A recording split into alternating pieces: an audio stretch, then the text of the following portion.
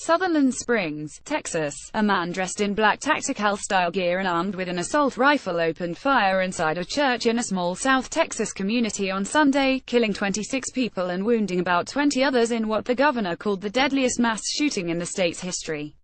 Officials didn't identify the attacker during a news conference Sunday night, but two other officials, one a U.S. official and one in law enforcement, who were briefed on the investigation, identified him as Devin Kelley. They spoke to the Associated Press on the condition of anonymity because they weren't authorized to discuss the investigation. The U.S. official said Kelley died in a San Antonio suburb and doesn't appear to be linked to organized terrorist groups. The official said investigators are looking at social media posts Kelley may have made in the days before Sunday's attack, including one that appeared to show an AR-15 semi-automatic weapon. At the news conference, Freeman Martin, the regional director of the Texas Department of Public Safety, said the attacker was dressed all in black, wearing tactical gear and a ballistic vest, when he arrived at a patrol station across from the First Baptist Church at around 11:20 a.m. He crossed the street and started firing a Ruger rifle at the church, and continued after entering the building. As he left, he was confronted by an armed resident who chased him. A short time later, the suspect was found dead in his vehicle at the county line, Martin said. There were several weapons inside. Martin said it's unclear if the attacker died of a self-inflicted wound or if he was shot by the resident who confronted him. He said investigators weren't ready to discuss a possible motive for the attack. He said the dead ranged in age from 5 to 72 years old. 23 were found dead in the church, 2 were found outside and 1 died after being taken to a hospital. Federal law enforcement swarmed the small community 30 miles southeast of San Antonio after the attack to offer assistance, including ATF investigators and members of the FBI's evidence collection team. Among those killed was the 14-year-old daughter of the church's pastor, Frank Pomeroy, and his wife, Sherry. Sherry Pomeroy wrote in a text message to the app that she and her husband were out of town in 2 different states when the attack occurred. We lost our 14-year-old daughter today and many friends, she wrote. Neither of us have made it back into town yet to personally see the devastation. I am at the Charlotte airport trying to get home as soon as I can. The wounded were taken to hospitals. Video on KSAT television showed first responders taking a stretcher from the church to a waiting airlife helicopter. 8 victims were taken by medical helicopter to the Brooke Army Medical Center, the military hospital said. Megan Posey, a spokeswoman for Connolly Memorial Medical Center, which is in Floresville and about 10 miles from the church, said multiple victims were being treated for gunshot wounds.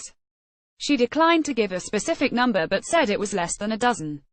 Alina Berlanger, a Floresville resident who was monitoring the chaos on a police scanner and in Facebook community groups, said everyone knows everyone else in the sparsely populated county. Sutherland Springs has only a few hundred residents. This is horrific for our tiny little tight-knit town, said Alina Berlanger. Everybody's going to be affected and everybody knows someone who's affected, she said. Regina Rodriguez arrived at the church a couple of hours after the shooting and walked up to the police barricade. She hugged a person she was with. She had been at an amusement park with her children when she heard of the shooting. She said her father, 51-year-old Richard Rodriguez, attends the church every Sunday, and she hadn't been able to reach him.